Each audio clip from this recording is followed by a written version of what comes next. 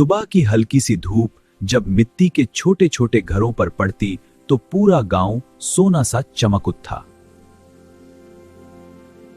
कच्ची गलियों में बच्चों की हंसी गूंजती है, मस्जिद के मीनार से अजान की आवाज आती और लोग एक दूसरे को मुस्कुराकर सलाम करते।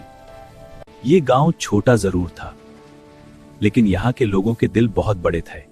कोई खेत में मेहनत करता है, कोई छोटी सी दुकान चलाता है।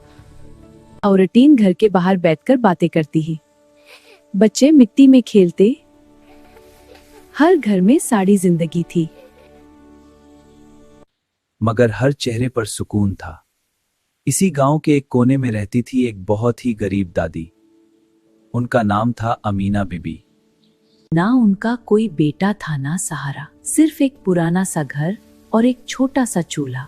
रोज सुबह वो उठकर छोटी सी देगची में बिरयानी पकाती और फिर उसे पुरानी सी रेहड़ी पर रखकर गली गली बेचने निकल जाती है। उनके पास पैसा कम। कभी बिरयानी बिक जाती, कभी आधी रह जाती, लेकिन एक चीज थी जो वो कभी नहीं भूलती थी।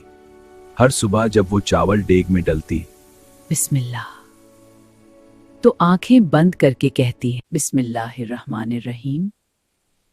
वो कहती थी, खाने में बरकत अल्लाह देता है, मैं सिर्फ नियत करती हूँ। अजीब बात ये थी, जितनी बिरयानी वो पकाती उससे ज्यादा लोग खाते।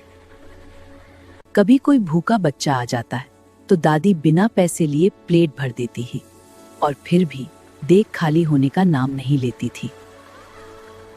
एक दिन गांव का एक अमीर ताजिर वहां से गुजरा। उसने देखा कि छोटी सी डेग से इतने लोग खाना खा रहे हैं।